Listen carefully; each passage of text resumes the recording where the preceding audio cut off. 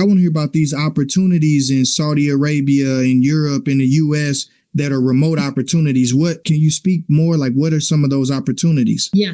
So I'll actually start with you as an example. You pay somebody to do your video editing. You could be paying somebody, that person, maybe to edit a video per hour or maybe per clip. And if you're paying that person maybe $200, in Africa, we would be comfortable charging you $50 and we do a world-class job. And maybe you even struggle getting that person to edit that video. Maybe the person tells you, you can only come to me once a week. So here we are with internet, and we have laptops, and we have a skilled workforce. So if you say, I want my video as soon as I interview, I want my video out in the next 1 hour. As long as I can deliver, you're going to give me the job, right? So right now, it's a lot of training them, showing them their potential, and exposing them to that world. So we have a lot of remote work. We have a lot of, sometimes they can just be like side hustles, little things. But in most cases, if you work so nicely with somebody and you see this person has work ethics, when we say we're meeting at 8, the person shows up at 8. When I say I want my video in 2 hours, I get it in 2 hours. They do a world-class job. Next minute, you are traveling, you're going to Europe, you're going to Africa on your video business, and you need that person for 6 months. You're going to hire that person and travel with the person. And also, you're likely to refer that person. You are listening to the Global CTE podcast with your host, Sylvester Chisom. Welcome, my friend, to another episode of the Global CTE podcast. I am your host, Sylvester Chisom. This is the place where I interview the best, the brightest, the innovators, the movers, the shakers from around the world who are really making a difference. Today is no different. I have my friend, Miss Kim here, known as the Africa STEM Queen, all the way from Botswana. Now, let me tell you about Miss Kim. She's widely known as the Africa STEM Queen for her tireless work creating access to technology, innovation, leadership opportunities for Africa's next generation. She's the founder and CEO of Destination Imagination Africa. It's an organization that's dedicated to preparing African youth for the jobs of the future, with the focus on STEM education, AI literacy, and global workforce skills. Through DI Africa, Ms. Kim is on a mission to break down systemic barriers and empower young people, especially in underrepresented communities, to thrive in emerging industries. Her work extends beyond just education. It's about economic mobility, job creation, and positioning Africa's youth to be not just participants in the future of work, but to lead it. She's especially passionate about building AI capacity in Botswana and across the continent, ensuring that African innovation is at the forefront of global tech conversations. Ms. Kim, welcome to the podcast. Thank you very much. My pleasure. Oh, no, I'm super excited to have you on the pod. I follow your work on LinkedIn, all of the innovative things you're doing across the continent, across sub-Saharan Africa. So it really is a joy to get you in front of our audience. Thank you. Yep. Before we get too far into how'd you become the STEM Queen of Africa, what's the origin story? I would love to hear it. Thank you. Yes. So some gentleman, and may his soul rest in peace because he passed on with COVID. Oh. He really loved my work from Nigeria. And when we started interacting straight up from LinkedIn, that's about 6 years ago, he kept on planning. He did a lot of work to promote when he felt like, somebody is talking about STEM education. Because remember, STEM was amplified by Obama administration. So I don't think 15 years ago, STEM was really a thing. So it became very popular in the US, and obviously that effect starts coming down here. And we also saw the need for us to focus on skills that are so much needed. So of course, as we do STEAM education, which is science, technology, engineering, arts, and maths. Mm-hmm. So this gentleman by the name of King, when he saw my work, and every time he would plan a podcast, he would invite me to go do lectures virtually, sometimes in person in Nigeria. And he was quite impressed. So he crowned me Africa STEM Queen. And I just went this is an honor that I'm just going to say in a humble way, thank you, and accept it. So, of course, that comes with responsibilities. You have to live up to the name. I love it. I love it. I love it. That's a great story. How did you get involved in STEM education? Like what's your background or your connection to that work? Thank you. So I've been in education for many decades as my hair, my gray hair. So those are actually 3 decades of being in the space of education. But I was very much in education technology. So for me, tech has been a passion. And obviously, as some of us who went to school in the 90s, computers came a little bit late. So I think, the first smartphone is about 25 or 30 years old. I think something like that. Yes, about 30 or 35 years old, something like that. So so I grew up in a farm, and growing up in a farm, I did not like manual work. Okay. So yes, my parents were educated. My mom was a teacher, but it was this household that it doesn't matter. The farm worker is there. You're going to go to the farm with the farm worker. So Saturday after Monday to Friday school, Saturday was a day for chores. And I did not like that manual work. Okay. So it started with my escape from doing manual work was constantly being on books, which I think that nurtured my love for reading. So I loved to read, and I could always be the first one to pick the first newspaper. Okay. So when this thing of computer was coming up and Americans are talking about it, I was among the first to talk about things are shifting. There's something that I can actually be able to, something they're calling internet, something like sending an email. So I was among the early adopters. So we started with nonprofit organizations that were coming to the continent and doing little boot camps and trainings on computer studies. And straight up, I went, that is still in high school. I started going for those. I just started developing that knack for, there's a different way of doing things. So obviously after graduating, which I did something totally different, business admin, but then computer studies was not really a thing. It was like, actually it was there, but for the very smart ones. It was for anyone who can do medicine. I was not in that league of the smart ones. So, and after graduating, I was lucky enough to get my first job was in ed tech space. Okay. So I was working in a company that was supplying books in the space of education. And straight up, I started convincing my boss, why can't we, instead of supplying books, why can't we supply CDs and kids? We actually started with VCR. I don't know if you know what that is. And you watch on TV.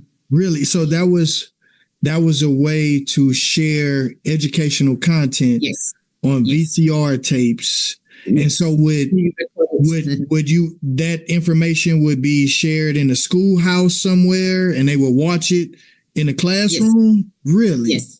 So we were supplying libraries. Actually, my boss refused to get into that because he was making a lot of money in the books. But then he said, if you really want to do this, I can come up with a budget to go to Mauritius and start a branch. But I was a little girl. I was like 20. And I was making a lot of money. But then I was in Botswana and I was just uncomfortable with this thing of going to Mauritius. So I told him, I can go to Mauritius if I'm going to be your business partner. He was so upset. Yeah. This little black girl telling this British old guy with a lot of money that I can only give me shares in my company. So I was fired. Yeah, he fired me. And that was like, working for that company, I was fired. Within 1 year, I was fired 3 times, but they kept on calling me back. Yeah. And that's when I realized, I don't think this is my thing, just being employed. Yeah. So I actually never got employed again. I've been doing my businesses since then. But I went back now VCR. So I started looking for who can help me with the production of these videos because I so much believed in that idea. Yes. And I partnered with SABC, which is South Africa Broadcasting Corporation. They had just started, but then AIDS was becoming something else, especially within Botswana. So they started producing videos on AIDS and HIV. And I insisted, they were doing for their curriculums a few on education, and their system is a bit different. But then I would review their videos on English and maths and go like, hey, we can use this. So they actually started, that's how I started with their videos. And then I partnered with Eurotalk in Europe, and they started doing for us VHS, which they would ship, and I would supply schools with a TV. Then, of course, Eurotalk transitioned to CDs. That was quite exciting. Until we got into apps. Yeah. That's so interesting. So fast forward, now we're 2025. How is that content shared today? We're not on VCRs. Is it on apps, or what are we doing in these schools? Everywhere, straight up from our phones. It's on our iPads, it's on our laptops. And obviously now we have apps. We still have, web-based programs. I still do that. I have developed a few apps that kids can learn. A few, especially I started with. Tell me about one of the apps before. I know we're about to get moving into Destination Imagination Africa, but tell me about some of the apps. So the first app that was very particular on developing, we're very academic driven. So it's growing up in Africa. It's like you're doomed. Your fate is sealed if you don't pass your exam. Okay. So I first focused on exam preparation content because parents spend a lot of money, not just taking kids to school, but taking them to tuition centers. And sometimes tuition centers are not easily accessible. Mm-hmm. So I started with, I would take the past papers and then put them on the computer, package them nicely into an app that kids can access just within their phones. And I did a lot of that work, especially within COVID. Because then kids needed to access, especially marginalized communities have been very close to my heart. And the struggle is real, where you have no access to electricity or internet. So I created this app that once you get internet, you can download it. And then you can access it even when you get to an area without internet and you still do your studies there. Just if you can you quantify like how many students are being helped and supported by these apps? Yeah, we've supported, our data goes to close to 6,000 students. That's incredible. That's really that I've been able to access that, yeah. That's incredible. I love your entrepreneurial spirit and your heart and the way you combine both. You know, we're like very aligned in that way, like where it's education and the business of it, but the heart and the being in the service of others is first. Talk to me about Destination Imagination Africa. What made you start that company and the work that you're doing? Thank you. So I was looking at the global issues of unemployment, and especially within youth. And I was trying to research on what's the missing link, because Africa is the second continent that spends the biggest budget on education. But yet we have so many of our graduates, university they go to, especially with countries that education is free, but they can't get job. So when we did that assessment, we realized they actually can't get job because they're not employable. It doesn't matter what skill they got to in school, but they didn't get the most critical skills. So they're not employable and they don't even know how they can start their own side hustles. Mm-hmm. And even when you test them, as somebody who has been in the space of software engineering, we struggle getting the right skill. You just want somebody to integrate your app or to build your website, little things, but you still realize that you still have to retrain that person. And that obviously eats up to your company budget. Mm-hmm. So I was looking for a program that's pretty well done, because then at that point I was feeling I don't want to start working on building from scratch. Mm-hmm. If I can get a partner who has built something that I could plug in and ensure that our youth in Africa can be able to get the most critical one being soft skills. And here we're talking about communication skills, creativity, critical thinking, collaboration, adaptability, emotional intelligence. So if you have no self-esteem that you can't even go for an interview, it doesn't matter you have your PhD, you're just going to get stuck economically. So I did extensive research, and that's when I found Destination Imagination Global, which is based in New Jersey. They have done some amazing work. They've trained more than 50,000 students. They have a lot of success stories, especially in the US. But then I was really struggling with how do I customize this to fit my African market? And we actually hired a researcher. It took us about 6 months. They were very receptive, DIUS. So we hired a consultant who researched on how can we customize this program to fit in. And we did. We came up with, obviously, some prototypes, testing the program, and we saw, yes, this can work. So we've been doing it for the past 5 years, and we have a lot of success stories. We're literally from training university graduates and much more bringing in. Sometimes people don't know what skill they're lacking. Mm-hmm. So once you start training them, in 2-3 weeks' time, you realize, oh, this person actually cannot build a website because they don't know how to do graphic design. or just because they can't express themselves, they can't even look for a job. So you start focusing on that. Yeah. And we've been doing a lot of boot camps, like accelerating. Sometimes it will be 2 months training, sometimes it's a month. So we first do an assessment on a particular university. Where is the need? What is so critical? What do you need to be trained? And guess what? We do this from primary school, the age of 5, high school, university. And from after doing universities, we started about 3 years ago, we now started doing teachers. And now we have integrated with other tech skills. So we have programs that we do because parents started coming through saying, I also want to be trained. I want to get what you give my son because I see his leadership skills. I see he's assertive. I see his confidence. Yeah. Talk to me about, I'm curious, what are you doing to help, like the skill of communication? I think communication is probably one of the top skills that companies are looking for that will help make youth employable. Any thoughts? What are you doing to help train and prepare and enhance communication skills? So what we do, our colonial education system still has a lot of theory and very little of practicals. So you might find in a classroom situation, there's a student who goes through the whole school year without ever having spoken. Oh, wow. Yes. Especially that child who sits at the corner in the classroom. So we have a situation where quite a number of countries in Africa, a classroom has 45 kids to 50, sometimes even 60, and one teacher. So it's just not possible for this teacher to even get to interact with these kids or even to know them. Sometimes the kids don't know the teacher's name, the teacher doesn't know the kid's name. So there's no that interpersonal relationship for you to get to figure out who is this child? What are his issues? So that brings about bullying, self-esteem issues, just a lot of drama goes in there. So our program is packaged in project-based way, project learning. So you have to solve a problem existing within your community. So you find what the problem we are solving in Uganda will be very different from the problem we're talking about in Kenya, in Tanzania, even if they are East African community. Within the villages, come down to that from one city to the other. And we get them to first identify those problems. So it's packaged in a way that the quiet child will have to speak. Yeah. So they first tell us, what are your problems? They speak about their problems. Obviously, when you ask people, it depends on the age group. The little kids will talk about, I hate homework.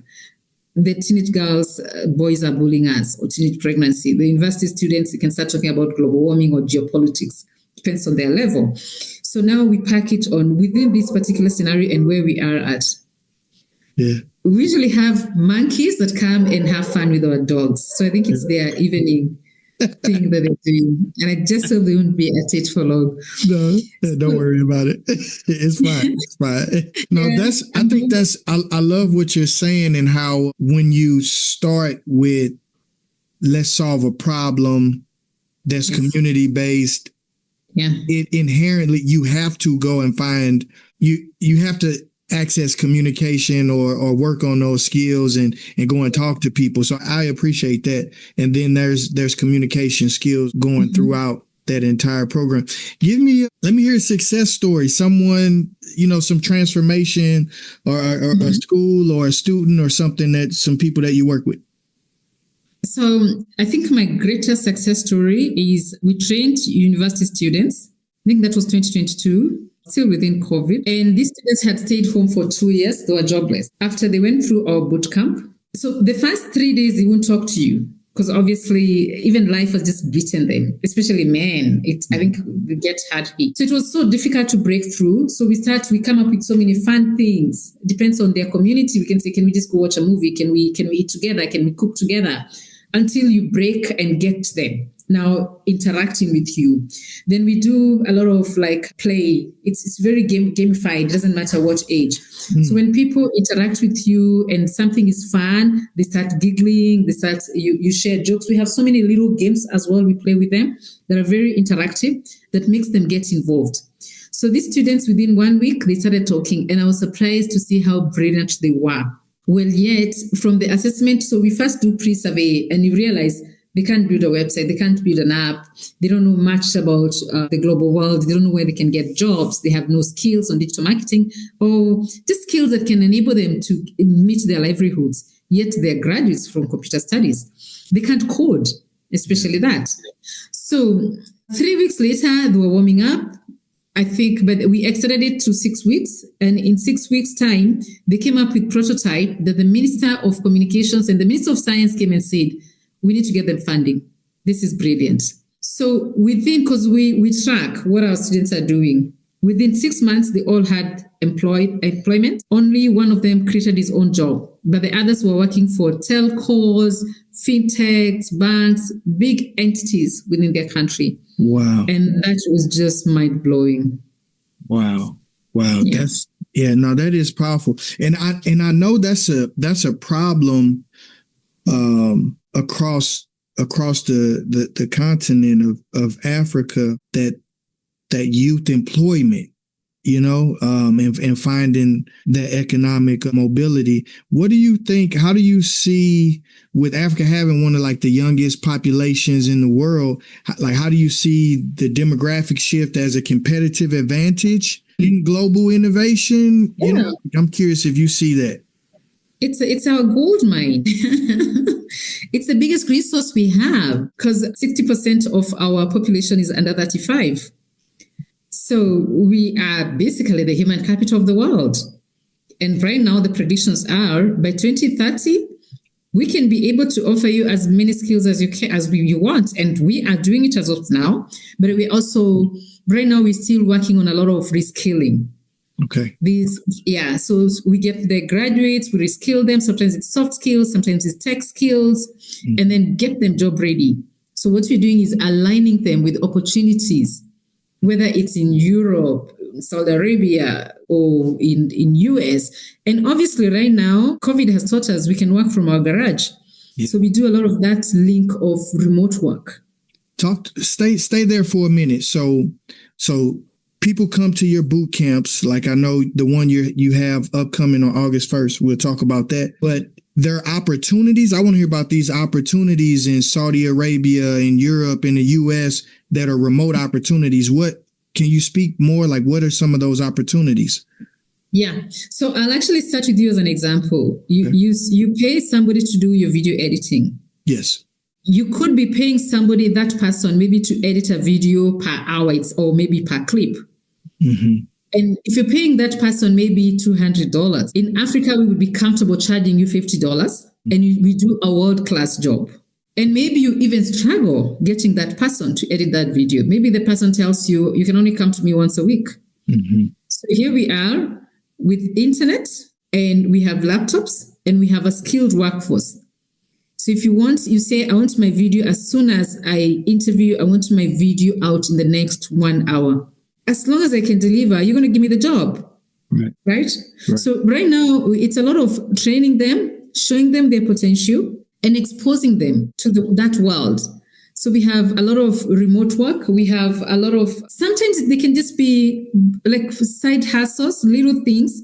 But in most cases, if you work so nicely with somebody and you see this person has work ethics, when we say we're meeting at 8, the person shows up at 8. When I say I want my video in 2 hours, I get it in 2 hours. They do a world-class job.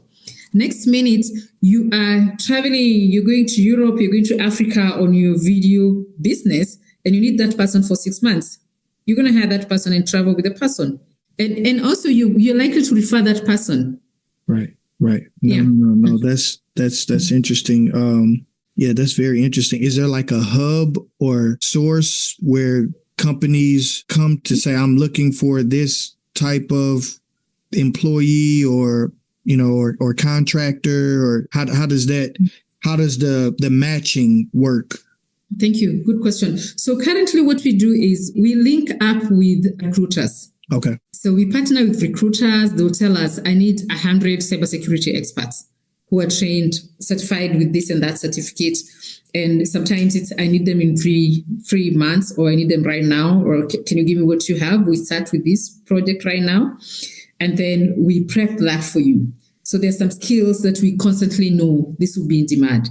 So they interview them and then they link them up with the job markets. What are some of those top skills that are in demand right now that you're seeing? Cybersecurity is a pain.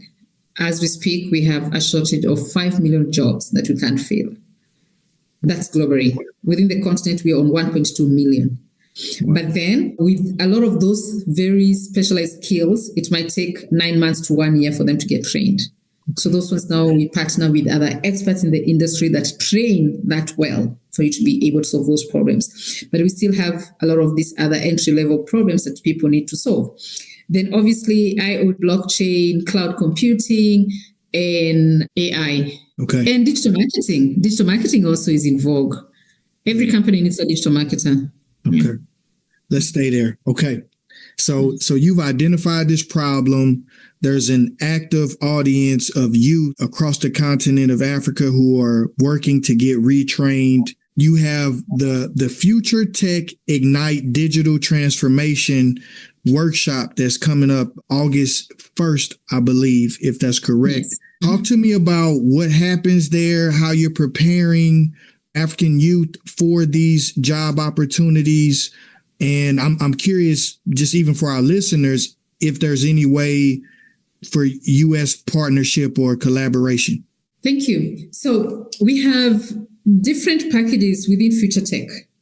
We have Future Tech Youth that we train them for 8 weeks. Mm-hmm. So that's why they get onboarded and they have to go through some very hectic boot camp for 8 weeks. And then we still link them. Some of them, they will be 16. They're just preparing to go to university. Others will be 30. In their 30s, they're looking for a job and they want to be job ready.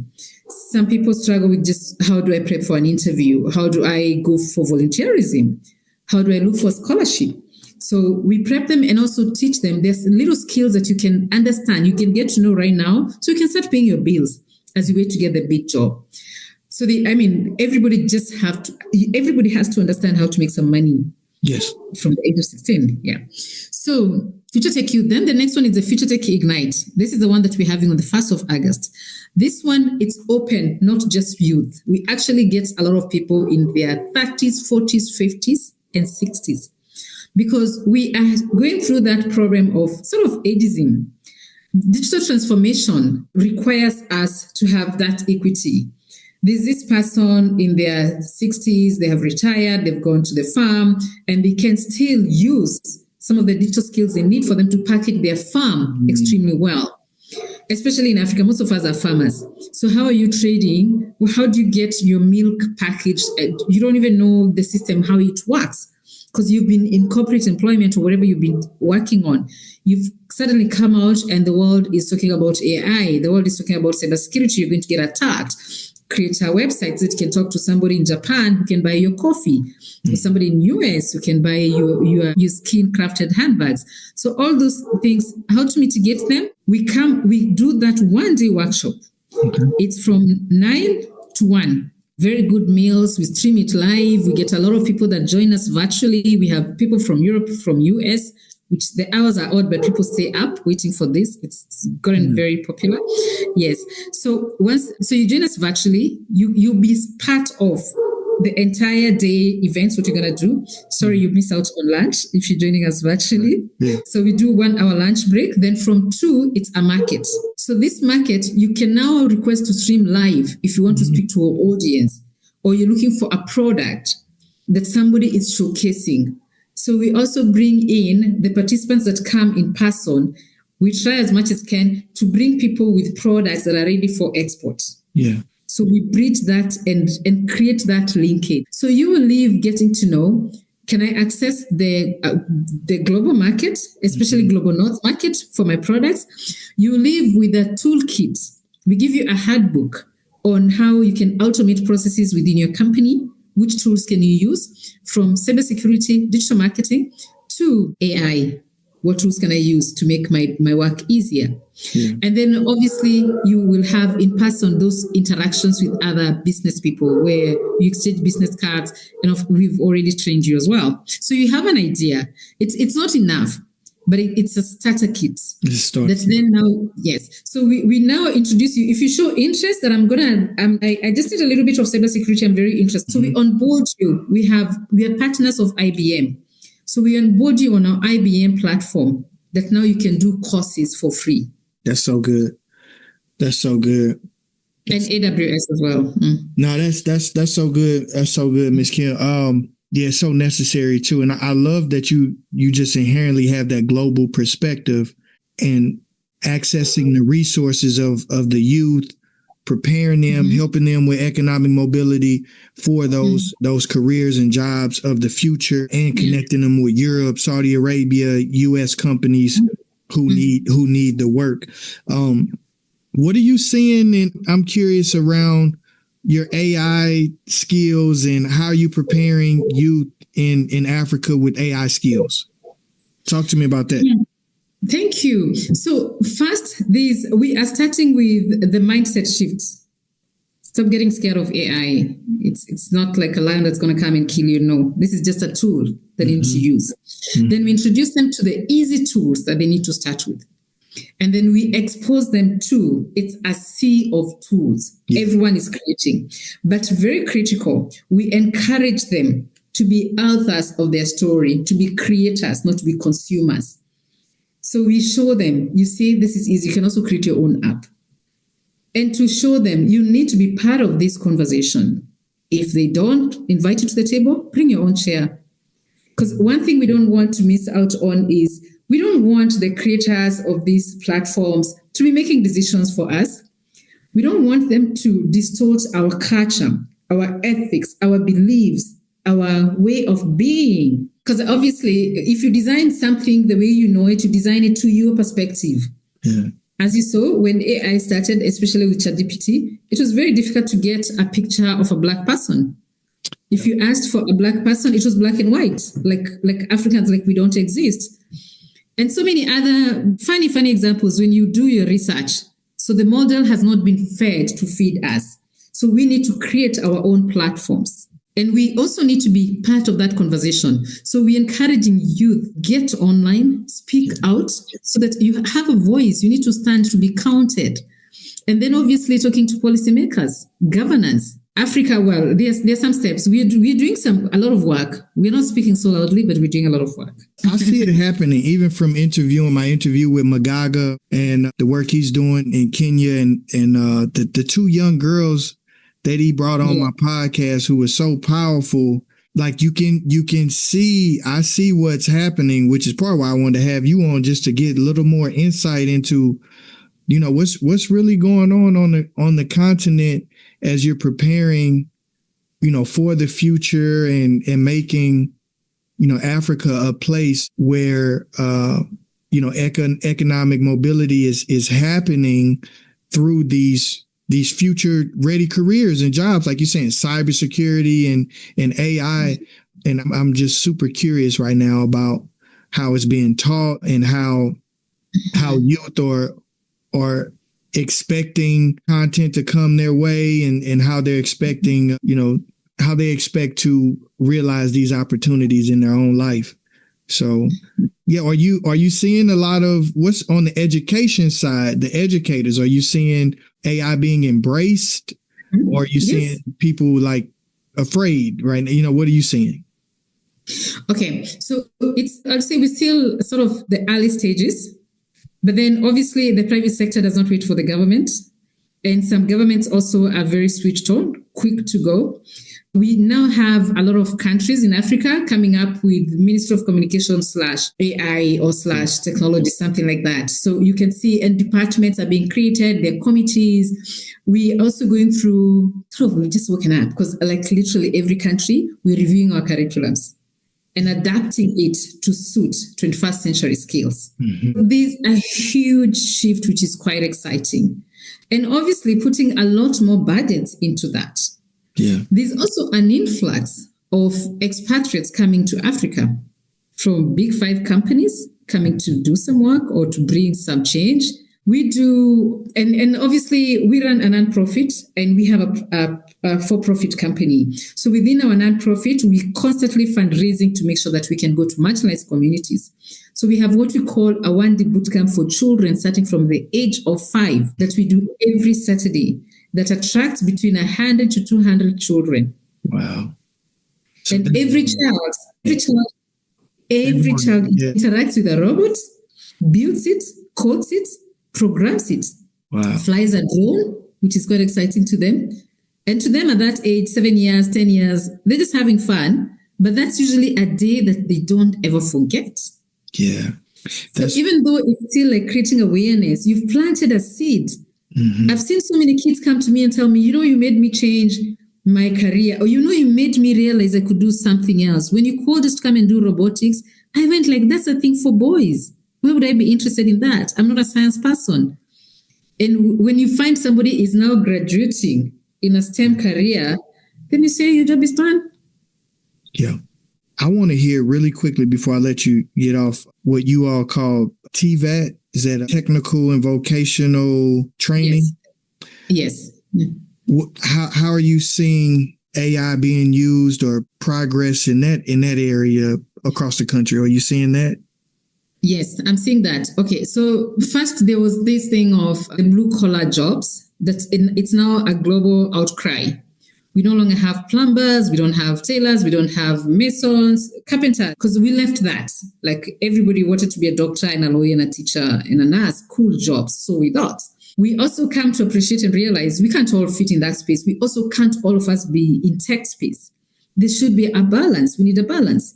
So you have to make TVET, the courses that you train, fancy. You have to make them attractive to you. You don't get excited with technology. So if you tell me that I'm going to build a house, but it's 3D printing, you first teaching me with that. You're showing me simulations that I'm getting excited. There's a 3D printer. I'm using technology.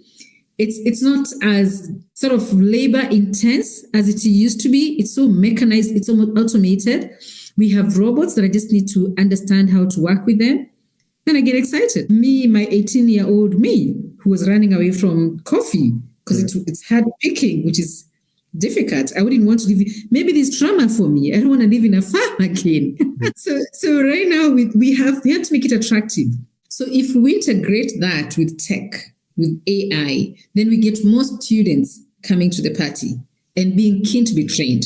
And also we understand, even if you're a plumber, you need to use AI because we're also shifting into creating the spirit of entrepreneurship. Entrepreneurship are literally problem solvers. Yes. So if you have a shortage of those plumbers, why don't you start your plumbing company? Go get the skill. These skills, most of them are 6 months to 1 year, at most 2 years.